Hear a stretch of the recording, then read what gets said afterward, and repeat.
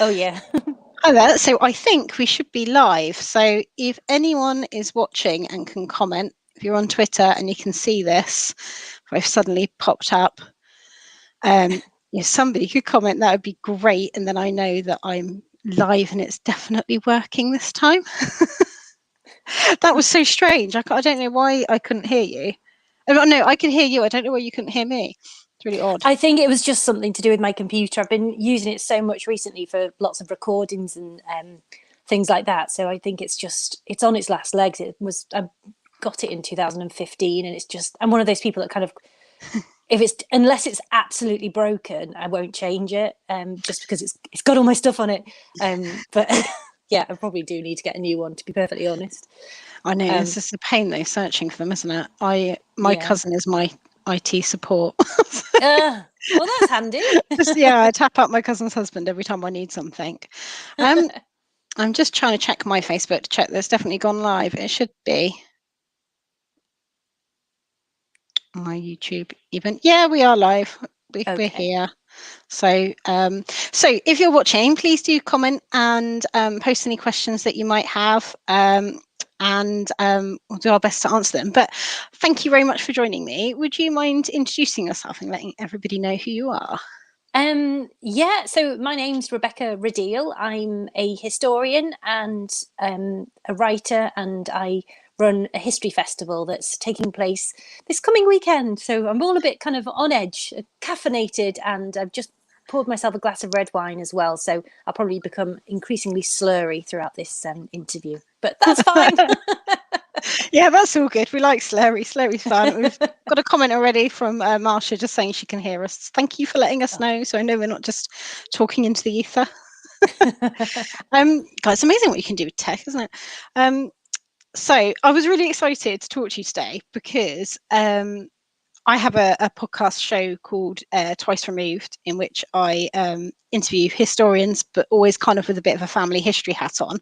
Yeah. And one of the reasons I started it was during lockdown, I binge watched HistFest on YouTube and thought, oh, wow, I love this. It's so good. And there's nothing else like it because it was so chatty and relaxed. And I felt like you didn't have to have had any prior knowledge. You could just jump into these history chats and it felt like you were sat on the couch next to somebody having a cup of coffee. And that's what inspired me to do Twice Removed. So I just want to say thank you, because without that I wouldn't have done it. So and I really enjoyed the chats.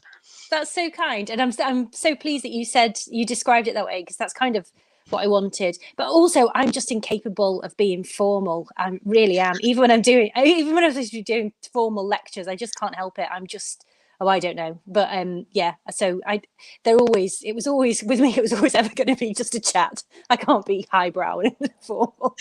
But I'm glad that it came across as though it was thought out. Thought out, but cash. Yeah, right. No, I can't be formal either. It just doesn't happen. So I was just wondering what inspired you to, where did HistFest come from? So there's a kind of serious conversation about it.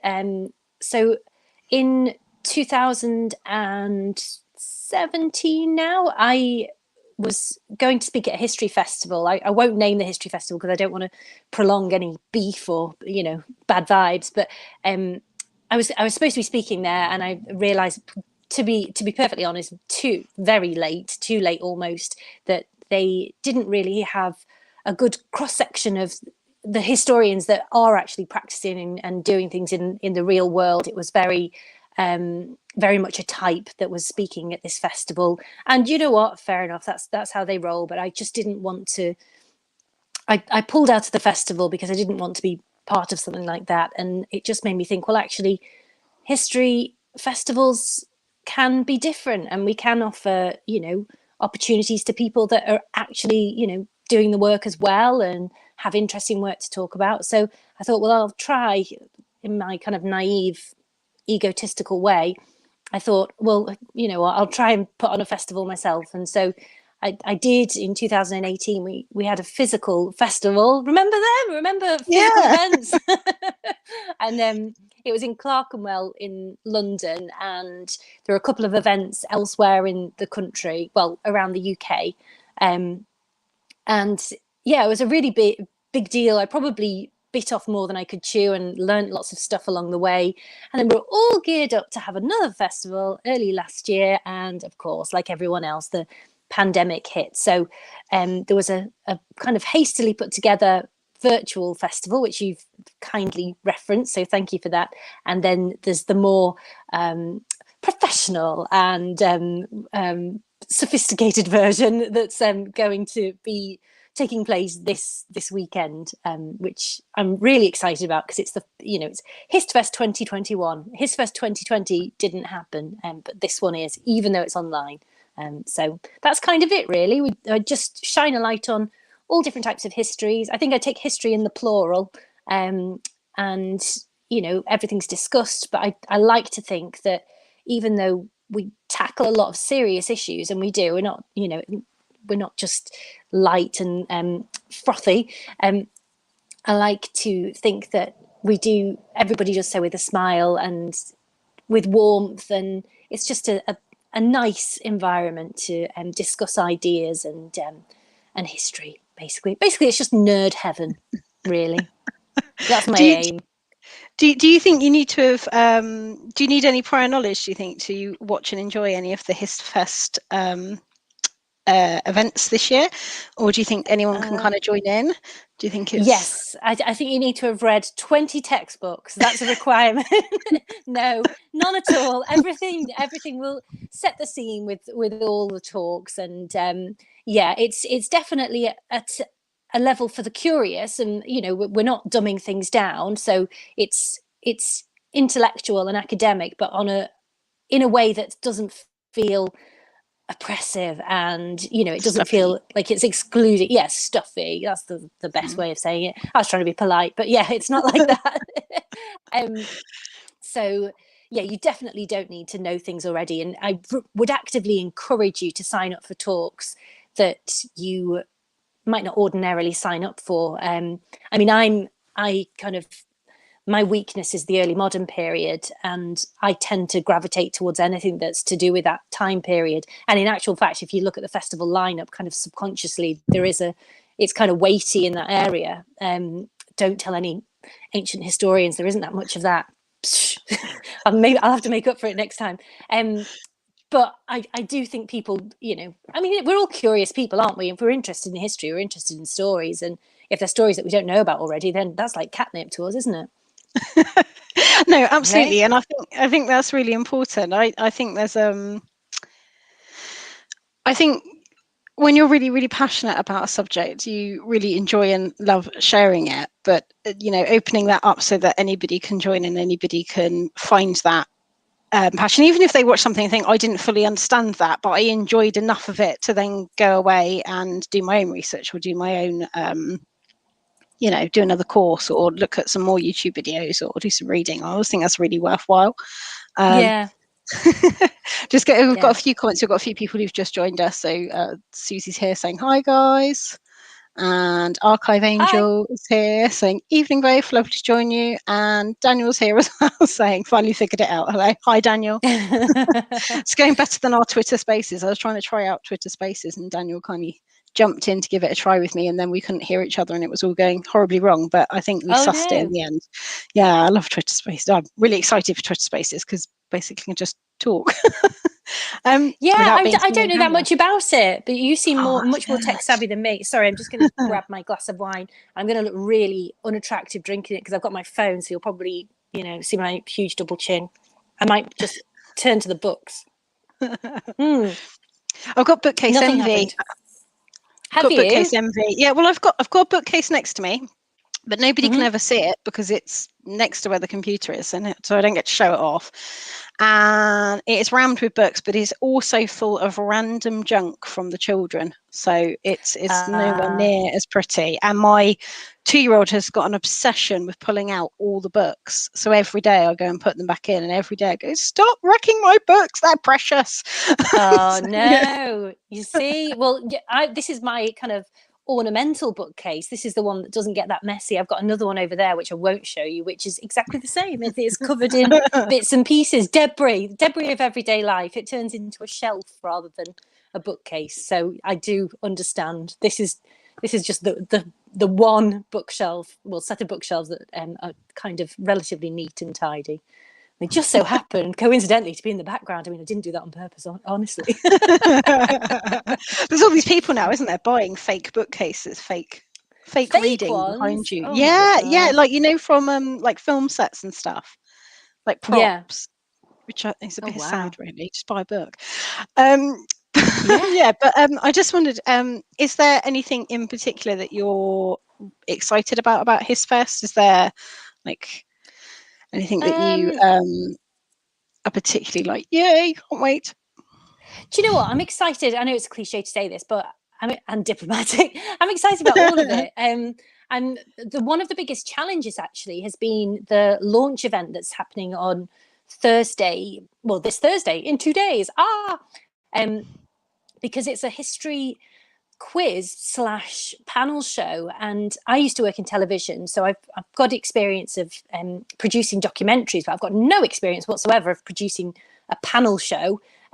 So it's quite exciting to have been able to put that together, and I've been spending the last few nights, and to be honest, they really have been nights, because it's really to the wire, kind of editing together bits, working with an amazing tech team, which are linked to the British Library, and putting this panel event together. So I'm really excited about sharing that. That's ticketed separately to the main history festival. So tickets to that are a little bit more expensive, £7.50, but it's worth it. Please get a ticket to it. Yeah, the other thing that I'd say, which is not necessarily exciting, because I shouldn't really be excited about something that should have been there already, is the fact that all the talks will have a British Sign Language interpreter, and all the talks have got captions as well. And I say that, you know, in the full knowledge that I, as a festival organizer in the past, have not given it the priority that I should have done. I'm not alone. Like, I'm not kind of, you know, I'm not the only one that hasn't. I think as an industry, we've not recognized the need to make everything accessible. Fair enough, at physical events, I've always made sure that events are accessible to people, but I think making online events accessible and actually utilizing the power of online events is long overdue. So that's something that I'm pleased that we've been able to do this time round. Just, you know, because everybody likes history, you know, and you want to be able to follow. If you need to have a sign language interpreter, that's fine. You can follow this festival. Oh, that's great news. No, that's really good. So who's taking part in the quiz? So we have two separate panels, two teams, the green team and the red team. I did contemplate allowing them to think of their own names, but then I thought, gosh, this is going to be far too complicated. So I gave them colours. And in one team, there's Dr. Yanina Ramirez, who presents lots of programmes for BBC 4 and BBC 2 sometimes as well. And who else is in her team? Nisha McSweeney, she's a historian and she's presented Digging for Britain. And also in their team is Omid Jalili, who's an actor and a comedian. And then in the other team, there's the comedian and podcaster Richard Herring, the historian Emma Butcher, and the historian Professor Rana Mitter.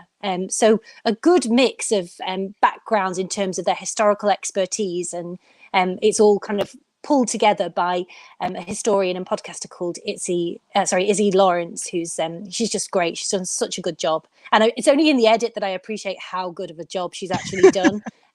Because she's brilliant. So it's going to be a fun event, and it's actually funny, as opposed to just like jokes where you're kind of thinking, oh, okay.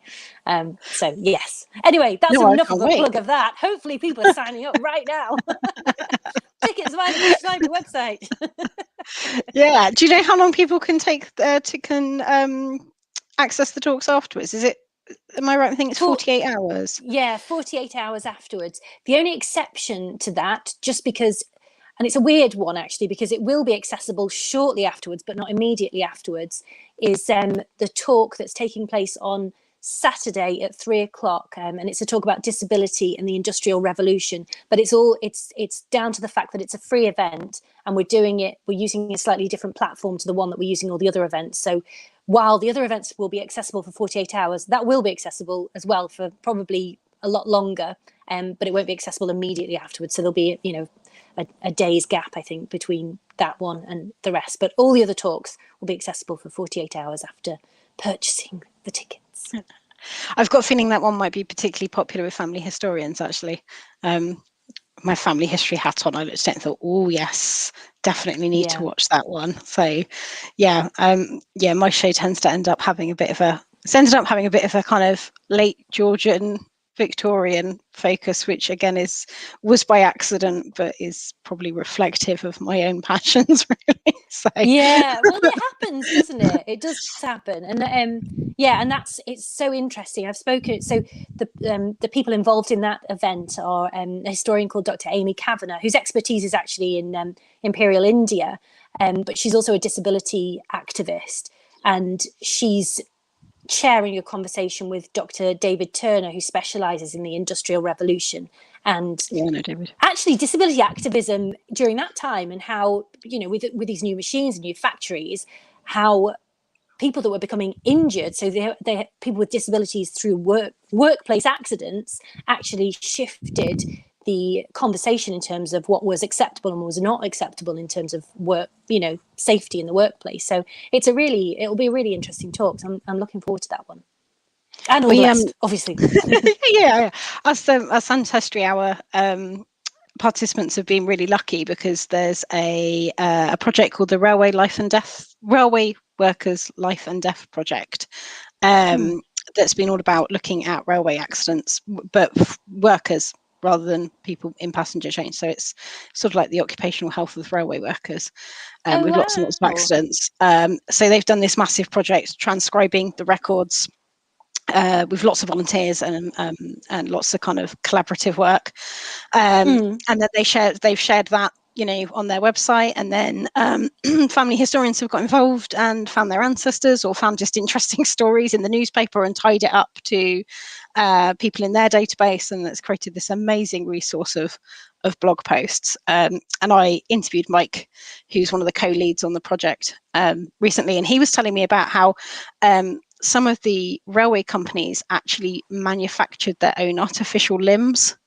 So it was cheaper. Yeah. So it was cheaper to, rather than changing their health and safety practices, it was cheaper to just make artificial limbs for the people that got injured, which is just incredible to try and get your head round, isn't it? I think.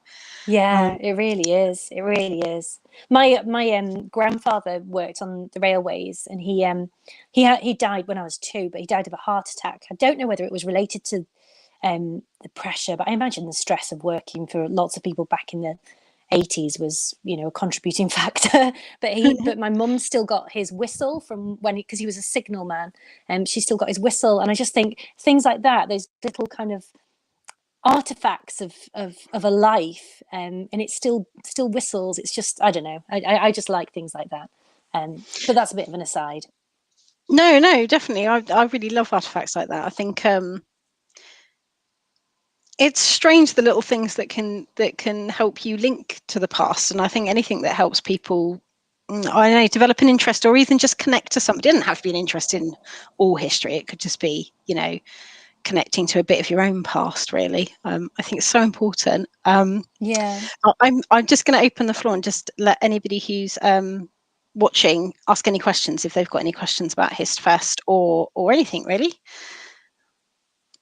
Or if you don't, that's fine. I can just talk on. We'll have the awkward moment now where no one asks any questions. I know. Yeah.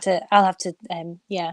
Let me ask you a question. So how are you doing? How are you doing with these video recordings in your podcast? Is it helping you during the pandemic to have something like this to do? Doing all this certainly is helping me. Yeah, no, it has been. It was something to really focus on, and I think I suffer from terrible imposter syndrome, really, really cripplingly bad imposter syndrome. But I'm also a really big believer that when you're scared of something, you just need to go and force yourself to do it. So for me, it's been a massive boost of confidence. I kind of started every interview sitting on my hands shaking, and now I'm interviewing somebody that I really look up to live. So it's like, yay! But and then I think it's really exciting. No, and I've had some amazing support from the family history community. I've had people email me on my email list to say, wow, love this episode, and things like that. It just makes it feel like it's so worthwhile. Like, obviously I sell my services, that's what I do, and I want the videos to hopefully attract more clients, because that's how I make my living. But I do really passionately believe that history should be for everybody, and if I can be a little tiny part of that, then I'm really happy. So yeah. Oh, that's really nice. I like that. I think it's, I don't know, we've had such a strange year, haven't we? And finding ways to, if you're the kind of person that's chatty, even if you're not the kind of person that's not really chatty, we all need human contact, don't we? And I think finding ways to engage with people outside of your household. I mean, I love my family, but a year cooped up together is a bit much, isn't it? you need to talk to other people too. So I think doing these types of things is great, and I think it's great that you're doing it. It's great that it's giving you a confidence boost as well, because I do understand that imposter syndrome thing. It can be really debilitating. It takes a lot of strength to realize that it's not real, and that you are capable, and that you do have the skills and all the rest of it. Yeah, Because you definitely. do. So Yeah, there you hopefully. go. No, I think one of the most one of the moments that gave me the biggest insight was when some people that I look up to, academic historians in particular, said, yeah, actually I get nervous when I join a IHR research seminar, even though it's not for academics, but it tends to have more of an academic language. So that was really reassuring. So that's maybe. And somebody else said to me, it's not a syndrome, it's a moment. And if you rephrase it in your mind as imposter moments, that was the lovely May King, who's in a business group that I'm in, said it's not a That's syndrome, such it's a a good moment. way And to then think it's about such a it. powerful way of getting through it, because if it's a moment, then it passes. It's powerful, I Yes. think. Oh, I'm going to remember that one as well. That's that's a good one. I like that. And then Good. Can I ask you another question? of course All you right. can. So Oh, tables you're have all about turned. ancestry. I know you're all about ancestry, and I bet you always ask people about their ancestors. So can you tell me about your favourite ancestor? Oh, it's got to be my great gran. Go on. So Why? because she was just one of these characters, really. So my great gran's name was Zella, and she was Welsh. Just, although she wouldn't have said that, she's just inside Chepstow. She considered that very Welsh. And she died when I was about 11, and she used to just tell these amazing stories. So her first husband had died during World War II, and she never really got over him. She kind of she mourned him all her life, really. And so she used to tell us these lovely stories, like she was quite a plain Jane and he was really handsome, and he used to walk past their shop where she worked, and all the girls used to run to the window to go watch him walk past, but actually it was her that got him, because she had the best personality and it didn't matter what you looked like, so things like that.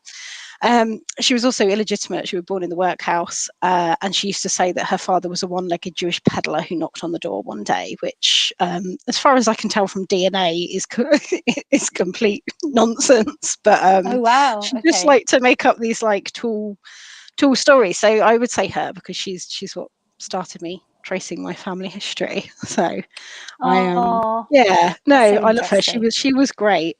I've just got a couple of questions, so I just thought I'd pop Can them I up. just, can you bear with me one moment? I just need to turn my camera off because I need to put my phone on charge. Just 1 second. I will be Yeah, no back in problem. literally, well, probably 2 seconds. Just bear with me. So whilst Rebecca's just popping off, I will catch my breath from having the tables turned on me and just have a look at your comments, so I can make sure that I've got your questions lined up. How are you guys finding the live format? It's a bit of a different interview, because I wanted to ask Rebecca about HistFest, so about an event rather than necessarily her historical knowledge. But how are you guys finding the live format? Is it quite nice to be able to comment? Are you not fast? What do you think?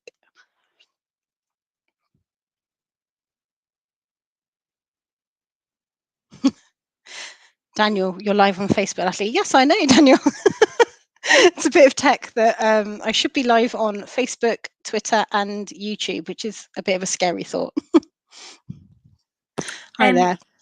Hi, I've had to take my headphones out because I've got a crap mobile phone where both things connect to the same thing. So hopefully you can still hear me okay. Once it's Yeah, I charged can up again still a bit, hear I'll you. switch it. No, absolutely, Okay, I can. good. So I've just got a question here from Alison, who's saying, Rebecca, do you think history events will be hybrid, in person and online once pandemic restrictions are lifted? So do you think it's going to change the way things are delivered? It certainly will for HistFest. I don't know about the wider world of cultural events. I'd like to think that a lot of places will start to do hybrid things a little bit more. But I just think we can't not now. It's one of those things you can, if you don't know something, then you're ignorant to it. But the moment you realise that events need to be accessible and you've figured out how to do that, it's not hard anyway, and people have been doing it forever. Regardless, I'm way behind with all of this, but there's no excuse not to. Really. So, I don't yes, think you are way behind. I don't think you are way behind, honestly. I as a mum with 3 children, of which part of the time I've been a single parent, I have really struggled to go to things live. And so in some ways the pandemic's been great for me because things that I would always wanted to have gone to and couldn't have suddenly become much more accessible. And actually I think people were kind of lagging behind in certainly perhaps in the history sector. I think in maybe like business sectors where they're a bit more kind of like social media managers and those kind of business groups are a bit more kind of used to doing things online as well. But I think we were kind of lagging a bit behind really that way, all of us. So I think you got out in front with HistFest, taking it onto YouTube. So yeah, I think that was that's a really great kind idea. of said. I guess what I was trying to flag was that there have been people, particularly people that are activists in terms of disability rights and accessibility, that have been saying this for a long time. You know, make events more accessible, and I'm just So I'm just glad that I'm able to do that now. So certainly, HistFest events will be hybrid events in the future. How that will work on a practical level is something that I'll have to explore. Because if you've got a live event going on, it's just a technological question, I suppose. But there are amazing people that can facilitate these things. So that will be fine. There will be places that just go back to how things were before and think that will be okay. And actually, I think audiences have changed now. And I think the culture of working from home has become more widespread. I think before the pandemic, there was a lot of employees, particularly for people that work in office jobs. Obviously, it's different if you work in the commerce sector or hospitality, that kind of thing. But people that work in offices, for a long time, they were like, bosses weren't really trusting them to work from home. They didn't, believe that they'd actually do their work. And I think what the pandemic has shown, that yes, people do work from home and they don't need to have their hand held throughout everything. They can just do things. So I think our whole culture in terms of how we're engaging with people and how meetings are conducted has changed, and a lot of it will stick, I think. No, I agree. Actually, I think I live in kind of Somerset on the border of Dorset, and we've gone massively up the tables in terms of most popular areas to live for people looking for new houses. And I think that's people thinking, actually, I want to have a better work-life balance. I want to not be constricted by my job as to where I live, and and especially if you're not in every day, if you're only in a couple of days, you can potentially stay overnight somewhere. It sort of opens things all back up, doesn't it? Definitely. So I'm just going back to my comments. I was interviewed not long ago for a live show on this same piece of tech, and there were 2 of them, and I can see why now, because somebody could read the comments while somebody else carried on the interview. So Susie, I happen to know who this is, digging up 1800s. Hi Susie, saying love that the tables have turned, Natalie. That's because I have interviewed Susie for an upcoming show all about body snatching. So oh, that's exciting. I want really to know about exciting. that. I want to know 18th century. So hang on, digging up 1800. So is that the 1800s, or is it specifically the year 1800? Yeah, good question, Susie. Why What do have you you put digging up 1800 in particular? But well, Susie is all about body snatching, so she's Yeah, an the absolute historical expert version, on not it. in reality. Yeah, she's a different person every time I meet her. Yeah, no, the historical version.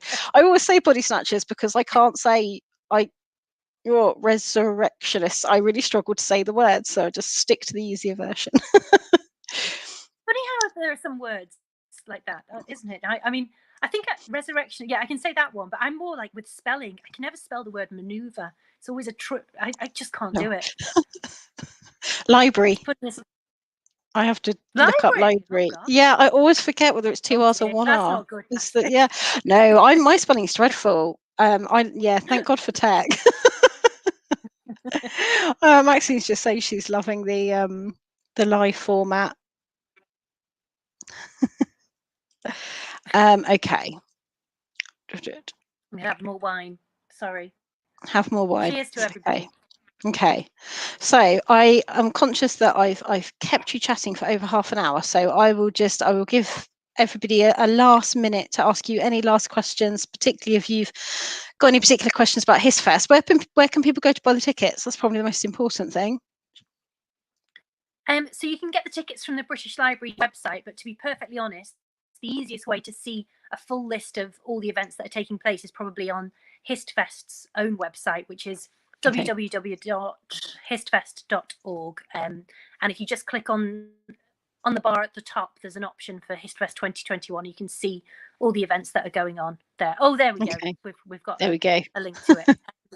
Brilliant. So yeah, if you go there, you can see everything. So basically, there's a weekend of events this weekend, and there's one single event on Thursday, which is the launch event. And you can also buy individual tickets if you prefer. But yes, hopefully we'll see some of you there. It would be nice to share some of this interesting history with you. Brilliant. And I'm going to put you on the spot, but will you come back and let me interview you all about the early modern period? Oh yes, please. Just as I asked again. That's like, yeah, I'd love to. Yeah, that'd be brilliant. Yeah, be very keen to talk about. Yeah, let's talk about witches. Yes, that would be awesome. Yeah, no, I'd really love to do that. That'd be really great. I will send you some questions so you're prepped before we go live. Brilliant. Brilliant. Thank you very much, Rebecca, for joining me. I really, really appreciate it. Oh, well, thank you for having me. Bye. Bye.